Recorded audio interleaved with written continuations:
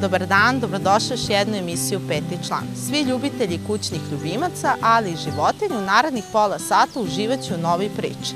Naš današnji gost je Vlado Jovčevski koji neguje dva nemačka ovčara, Monu i Remi. Također čućete i savete veterinara doktora Slobodana Arsića o ovoj vrsti pasa, kako se oni neguju, hrane i kakav prostor treba da bude u kome oni borave. Također čućete i zanimljive vesti, ali i priče o ovoj vrsti pasa.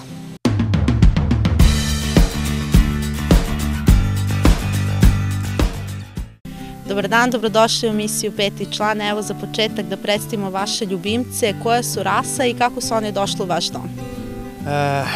Naši ljubimci su nemački ovčari, odnosno to su dve ženkice, majka i ćerka. Majka se zove Mona, a ćerka je Remi. Kako su došli u moj život, odnosno u naš život? Na jedan vrlo specifičan način. Mi smo se vozili biciklom, ja i supruga, pošto smo strastveni ljubitelji prirode, i na jednom putu vidimo psa, ide sredinom kolovozne trake. Ja sam pomislio ko li je ovako pustio psa da trči kolovoznom trakom, nebezbedno, krajnje i neodgovorno. Prošli smo pored njega i nakon 100 metara supruga kaže, evo ga, kaže, ide za nama. Kako je rekao, ide za nama? Okrenem se, ja pogledam, stvarno na 50 metara od nas. Ajde, rekao, stani na semafor, bez obzira da li je crveno, zeleno, stani da se čekamo da vidimo šta će da se desi. Stali smo na semafor, pas je stao pored moje bicikla. Skrenuli smo u naselje kod jednog prijatelja, on ide za nama. Ušli smo u dvorište, ona za nama. Ušli smo u dvorište, znači gdje je bila česma, ja sam joj dao 4-5 pregršta vode, ona je prišla, popila vodu i legla u travu. Šta sad da radimo? Nedelja je bila, prijatelj već imao svog psa, nije imao potrebe da ga uzme. Pitam suprugu, hoćemo da je čuvamo? Hoćemo. I povedemo je do stana, do zgrade, znači do bulevara, peške. Prvi put je ušla u zgradu, plašljiva. Prvi put smo je uveli u lift, plašljivo. Uveli smo je u stan, dali smo je nešto da jede. Računajući, sutra je ponedeljak, otići ćemo do veterinara da vidimo da li je čipovana, da pozovemo vlasnika i da vratimo psa. Međutim, ispostavilo se da nije bila čipovana. Veterinar je izvršio pregled kompletan, nije bilo čipa nikakvu. Pitao sam ga kako je stanje psa, kaže odlično. Koliko ima otprilike godina? Pa kaže tu negde do godinu dana. Tako da smo mi taj dan kad smo je našli uveli kao da je njen rođendan. I od tada nadalje slavimo taj rođendan. Znači sad će otprilike da napuni 6 godina. Nakon toga, naravno, došlo je vreme za parenje. Parili smo je s jednim vrsnim psom i kao rezultat tog parenja dobili smo Remi. Međutim, mi nismo imali u planu da čuvamo njene naslednike, ali šta se desilo, vrlo je specifično, pa ću i to da ispričam. Tokom parenja, odnosno tokom štenjenja je došlo do komplikacija i mogu da kažem da mi je to bila jedna od najtežih noći u životu koje sam doživeo. Remi je bila prvo štene, bilo je izuzetno krupno, drugo štene je bilo nešto malo sitnije, dok je treće štene zaglavilo u porođajnom kanalu. I ona se patila od 4:30 do skoro 1:30 u podne. Zvao sam prijatelja da pitam šta je. Pa kaže, to je normalno, oni se štene 24 sata. Naravno, ja sam se pre toga upoznan preko interneta, preko literature i došao sam do zaključka da je to možda stvarno i tako. Oko 12 sati nema ništa, ja zovem ponovo prijatelja, kaže, zovi veterinara. Ja pozovem veterinara, gospođa Biljana, hoće da je pohvalim ovog puta, jer je stvarno lepo odradila. Kaže se, čekajte, ili ima trudove? Ima. Sačekajte još 15 minuta, pa ako ne bude ništa, dovedite psa. I ja je odvedem tamo u veterinarsku stanicu, ona se jedna mučila punih sat vremena da izvuče to treće štene. Na ultrazvuku je proverila, bilo je još 5 šteneta unutra. Međutim, pošto se taj period spašavanja faktički odužio, rekla je da moramo na carski rez da spašavamo sada kuju tako je bilo. Ostali štenci nisu uspeli da budu oživljeni, ostali reanimirani, tako da su i oni uginuli. Posle povratka kući, Mona je, da li zbog anestezije ili šta li je htela, nije mi jasno, ona je odgrizla repić i zadnju desnu nogicu tom drugom štenetu, koje je bilo onako sitnije, i ono je do uveče, do 11 sati uginulo. Onda je moja supruga rekla, pošto je ostala samo Remi, ne damo je nikome. I mi sad tako čuvamo i Remi. Tako i Remi je ostalo u vaš dom? Tako, Remi je ostalo u naš dom. To što, evo, kažete čuvate u stanu, kako je čuvati, pošto znamo da su nemačke ovčari veliki psi, kako izgleda čuvanje tih psa, pogotovo dva u jednom manjem prostoru? Tako je, moj stan je površine 50,5 kvadrata, znači dvosoban stan. Ovi psi, nakon povratka iz šetnje, svaka ima svoje mesto u stanu. Mona spava pored ulaznih vrata, a Remi dijagonalno od nje, ispod prozora koji gleda prema ulici, prema pijaci. One do sada, ali bukvalno, nisu potrčale u stanu. Znači, ne jure, ne trče, osim recimo Mona onako za nekom muvom kad je malo ovako uzbudi. Do sada nikad ništa sa stolova nisu srušili. One ne spavaju na foteljama, ne spavaju na krevetima, znači spavaju isključivo na parketu. Naravno, zbog lakšeg održavanja nema tepiha, jer se lako počisti usisivačem, džogerom i tako dalje. Higijena se mora održavati. Što se tiče lajanja, na što se mnogi stanari žale, moji psi ne laju uopšte, znači ne čuju se. Moje komšije su prezadovoljne s njima. Čak, recimo, više se žale na manje pse. Neću da sad navodim zbog kolegijalnosti koji su to psi, koji laju i koji su agresivni, ne u smislu napada, nego onako čisto. Tako da ja te pse preporučujem svakome da ih čuva u stanu. Razlika jedna, mi povremeno te pse, odnosno naše pse vodimo kod Starog vulkana, kod supruge u dvorištu.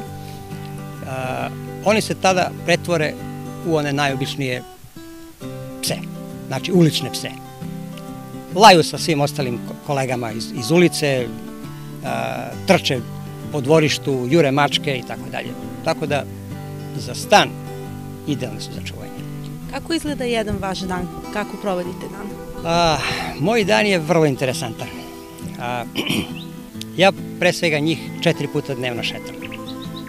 Ujutru me onako lagano probude, liznu mi ruku, pa ako ja otvorim oči, onda krene ofanziva.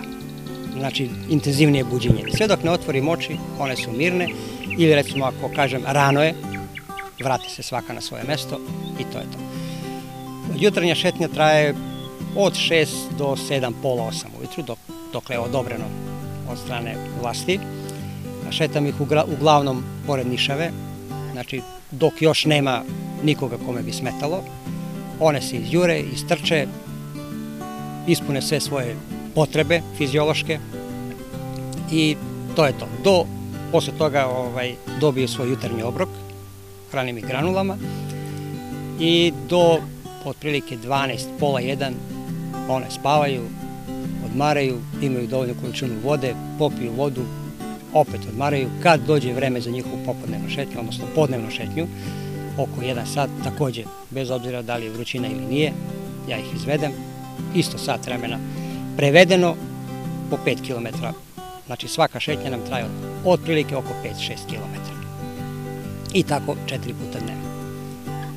Umeđu vremenu, znači ja i supruga živimo normalnim životom, mi možemo, njih ostajemo u stanu slobodno 4 sata maksimalno, znači 4 maksimalno, koliko ja po mojoj proceni mogu da izdrže zbog nužde i možemo živjeti sasvim normalno, izaći, bavimo se kuglanjem i ja i ona, tako da odemo na trening, istreniramo, vratimo se nazad, damo im da ručaju, izvedemo ih kasnije kad je vreme i zadnja šetnja bude oko 11 sati pred spavanje i posle toga spavaju do ujutru. Kakva je ishrana? Što se tiče ishrane, Mnoge komšije kad me vide ovako kako njih dve šetam, kažu, a bre, ima ti pojedu uši. Ja kažem ovako, ti psi mene dnevno koštaju 100 dinara. Znači njihova ishrana garantovano košta 100 dinara. Preko jednog prijatelja sam došao do podatka kako da obezbedim kvalitetnu hranu iz mesare biftek, tako da ta hrana mene košta 30 dinara kilogram. One dnevno pojedu pola kilograma obe. Naravno, to je kuvano jelo gde stavim jedan krompir, šargarepa, pirinač, trice, znači hleb stari i tako dalje. Znači sve to izmešam, one poližu tanjire. Imaju izuzetnu kondiciju, izuzetnu liniju, znači moram da vodim računa na njihovu kilažu zbog eventualno kasnijih problema koji se pojavljuju kod pasa velikih rasa zbog kukova, da ne dođe do oštećenja kukova pa da ne pate. Znači, opet ponavljam, cena njihovog održavanja je 100 dinara dnevno. A nepušač sam, koliko sam čuo, najjeftinije cigarete koštaju duplo više. Najjeftinije. Prema tome, preporučujem svima koji god imaju želju, koji imaju volju, slobodno neka nabave nemačke ovčare, oni su divni za čuvanje. Znači, prelepi. Rekli ste da su divni psi i preporučuje. Šta je ono što njih, po čemu su oni specifični, šta je ono što njih karakteriše posebno? Pa znate kako, svi psi, bilo koje rase, gaje posebnu ljubav prema vlasniku. A za njih je ono što je najkarakterističnije da su fantastični čuvari. Ja njih šetam oko kvarta, znači tamo ima dosta dece,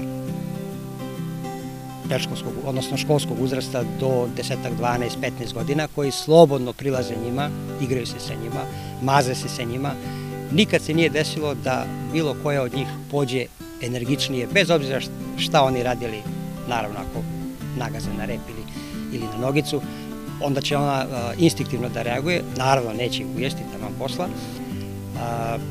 Specifičnost je još njihova odanost.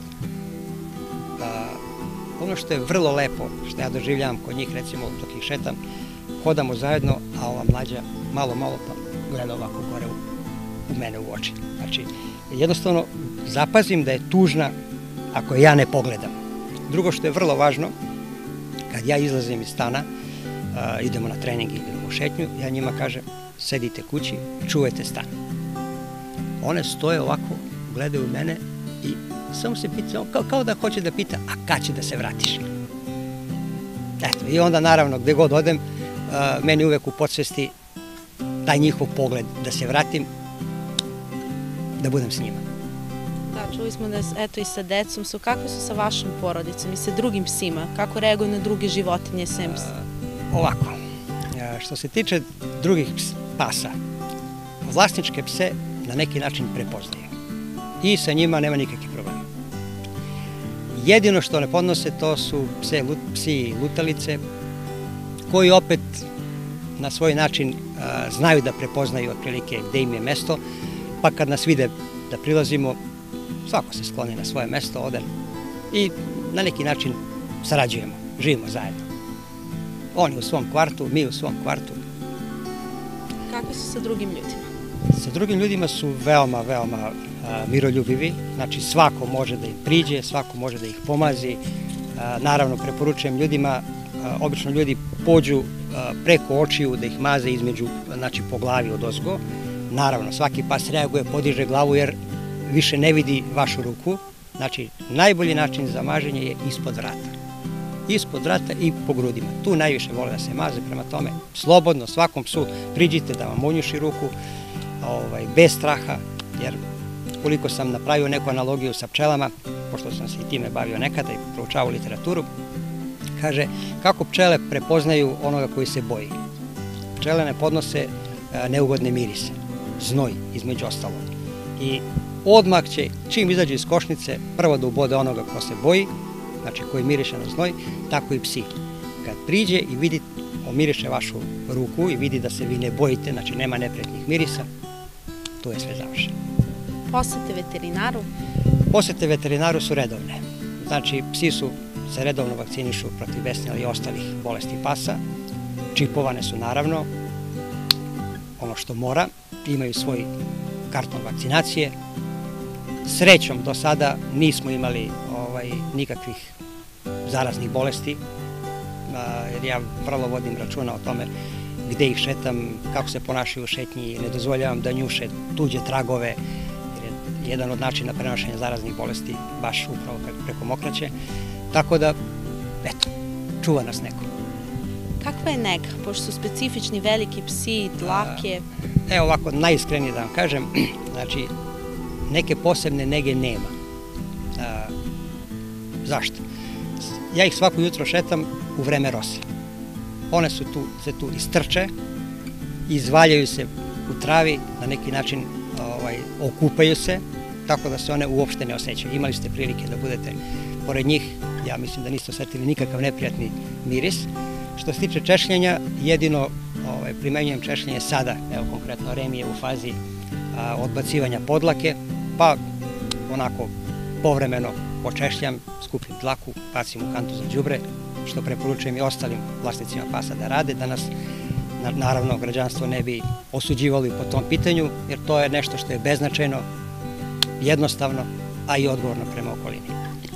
Da li ste ranije čuvali kućne ljubimce i po čemu se razlikuju nemačke ovčare od tih drugih ljubimaca? Ja sam svojevremeno, znači u našoj porodici, mi smo imali prvo mačke. Moje ćerke su zaljubljene u mačke,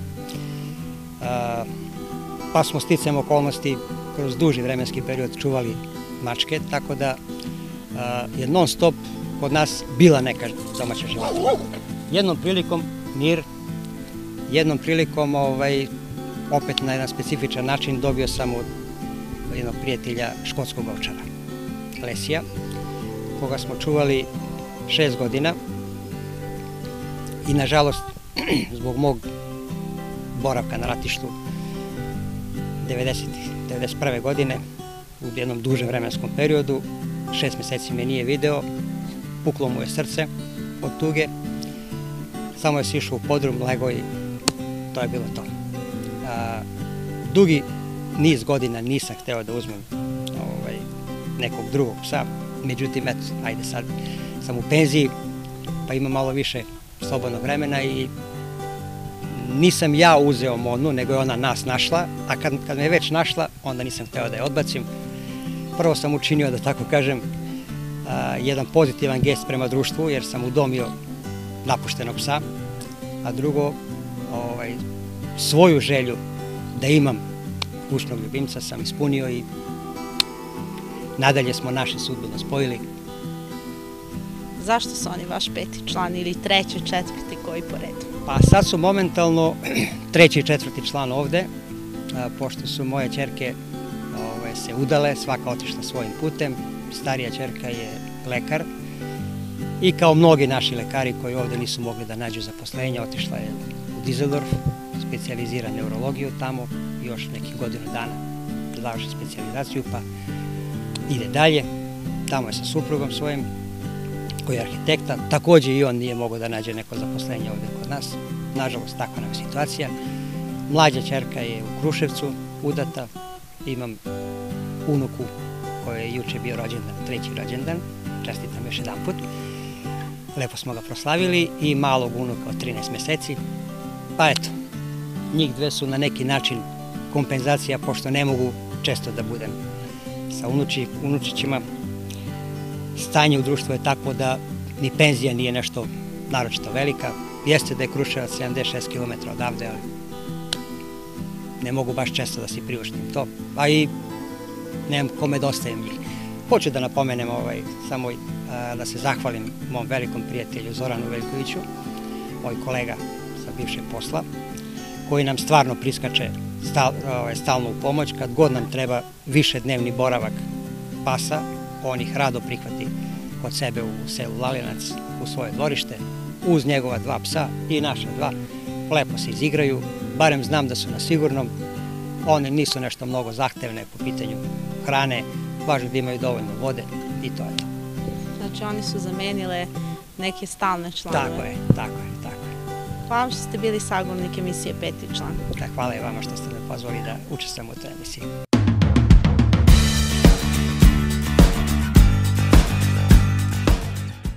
Dobar dan, dobrodošli u emisiju Peti član. Evo, današnja tema posle jednog dužeg vremena su nemački ovčari, pa da čujemo nešto o osnovnim karakteristikama ove vrste psa.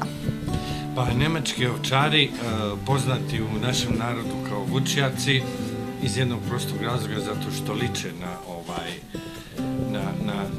vukove, možda najviše od svih ostalih rasa pasa, tako da je verovatno zbog toga i došlo do toga da se zovu vučjaci, da ih narod zove vučjaci. Inače se računaju kao jedni od najinteligentnijih pasa. Dokaz za to je da se koriste kao službeni psi, znači dresiraju se i na drogu, i na oružje, i na hvatanje kriminalaca, terorista i vrlo su zahvalni da u te svrhe da se koriste zbog svoje inteligencije i zbog toga što su vrlo prijemčivi za dresuru.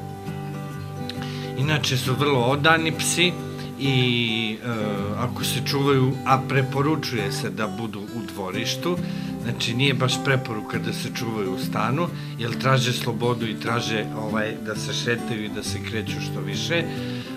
I jako su zahvalni, znači ako imate kuću i dvorište, onda su neprikosnoveni čuvari u dvorištu i onako kako ih vi napravite, odnosno kako ih formirate u dresuri, da li uopšte neko sme da uđe u dvorište i bilo šta, s te strane su jako zahvalni. Kako treba da izgleda jedan zdrav pas?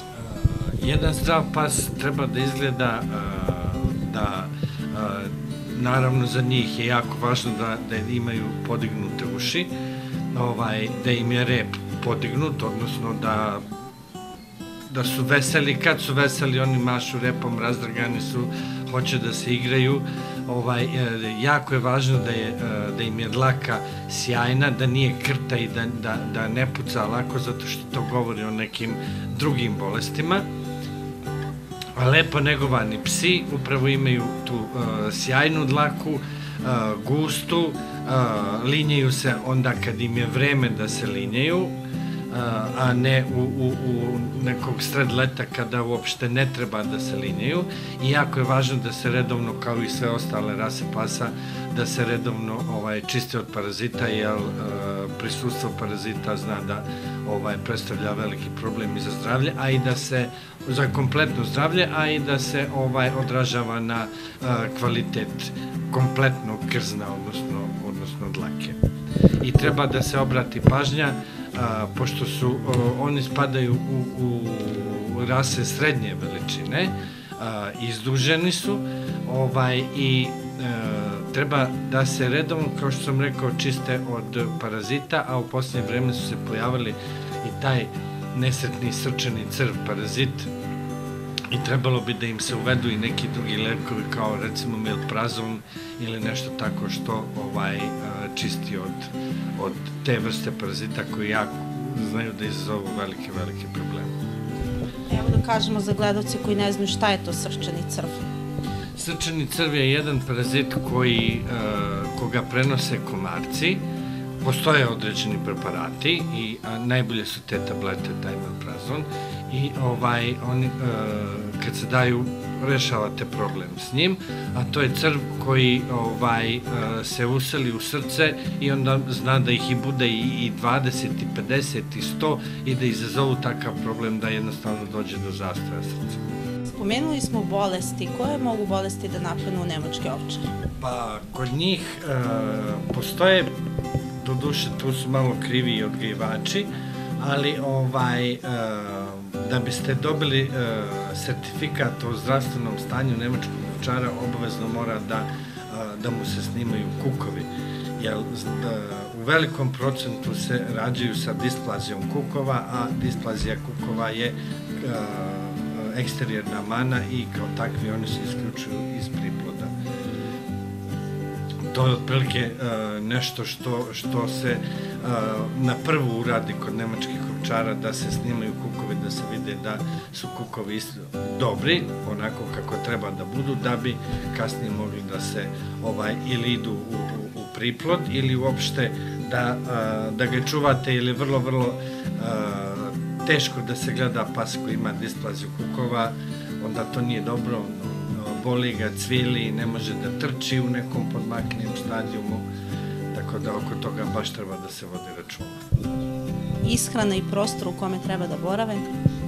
Pa, ono što sam ja video, najbolje primerke, to su primerci bili koji su imali svoj boks, čist, lepo uređen sa kućicom i koji su puštani da se šetaju u dvorištu i da jednostavno budu pravi čuvar kuće, gde će da trče po dvorištu. Sad u zavisnosti od toga kako ga dresirate ili kako mi kažemo kako ga napravite, onda će da ili će da bude vrlo oštar pas koji neće dozvoliti nikom da uđe u dvorište, pa će da bude zatvoren u svom boksu, ili će da jednostavno zalaje, najavi nekog gosta zvanog ili nezvanog, da vas upozori i to će da bude taj deo njegov, ali je nesumnjivo mnogo više je pas za dvorište, odnosno za kuću, nego da ga čuvate u stanu na 10.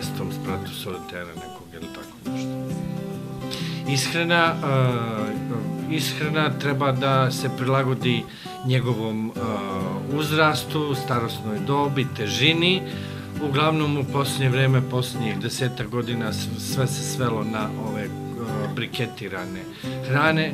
Ono što treba, ako hranite psa tako, morate na poleđini svakog džaka hrane da vidite koliko se daje hrane, obzirom da postoje različite hrane u smislu kalorijskih vrednosti, proteinskih vrednosti, masnoća i svega ostalog što je važno za ishranu.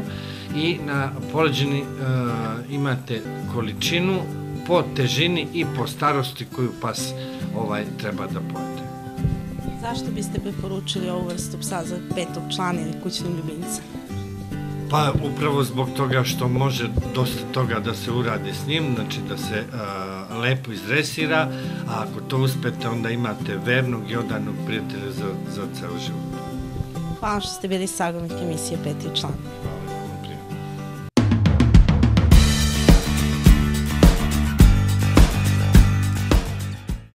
Nemački ovče je relativno mlada vrsta psa. Prvi put u istoriji spominje se 1704. godine na dvoru kralja Leopolda I i smatra se da od njega potiče nemački ovčar. Konačan oblik nemačkom ovčaru dao je konjački kapetan Max von Stefanitz. Prvi klub za nemačke ovčare osniva se 1899. godine. Pri uzgoju su pre svega davali prednost karakteru nad izgledom i nemačkog ovčara preporučivali za službu u vojsci i policiji. Te iste godine von Stefanitz kupuje psa namenjenog za čuvanje stada crveno-sive boje i srednje veličine. Preimenovao ga je u Horan von Graft te je dobio broj SZ1 i postao temelj danas opšte poznate rase nemački ovčar. Von Stefanitz je napisao knjigu Nemački ovčar u reči i stici koja je prevedena na mnoge svetske jezike i dugo je bila sveto pismo za uzgajivače. Novinar Jovan Memedović rekao je da svaki pas sanja da postane vučjak i ne misli to samo Memedović. Upravo je ova rasa najomiljeniji službeni pas na svetu. Procenjuje se da ih je čak 1,5 miliona širom planete. Inteligencija, samopouzdanje i izraziti instinkt čine ga pogodnim za razne poslove. Gotovo da nema ovčara kojeg ne možete da dresirate i naučite mnogo čemu. Ipak, iako hrabar, prilagodljiv je do besvesti i odan svom gospodaru. Nije baš rado viđen gost među drugim rasama i on baš ne prihvata mnogo stranca. To ga ujedno čini idealnim psom čuvarem. Ubraje se među 5 najinteligentnijih vrsta pasa i veoma kratkom roku može da savlada različite zadatke. Angažovan u ratu, vojsci, policiji kao čuvar stoke, ali kao pomoć osobama sa posebnim potrebama jer je odličan pas vodič. Zaštitničkim karakterom, snagom, izdržljivošću i njuhom pomogao u spašavanju mnogobrojnih ljudskih života. Nemački ovčari su divni kućni ljubimci. Uzgajivači i stručnjaci za ponašanje pasa često ističu da će vlasnik koji ima iskustva sa psima ranom socijalizacijom, strpljivim radom, upornošću i doslednošću od nemačkog ovčara stvoriti stabilnog psa, koji se odlično slaže sa drugim psima, ali i drugim životinjama kao i sa decom.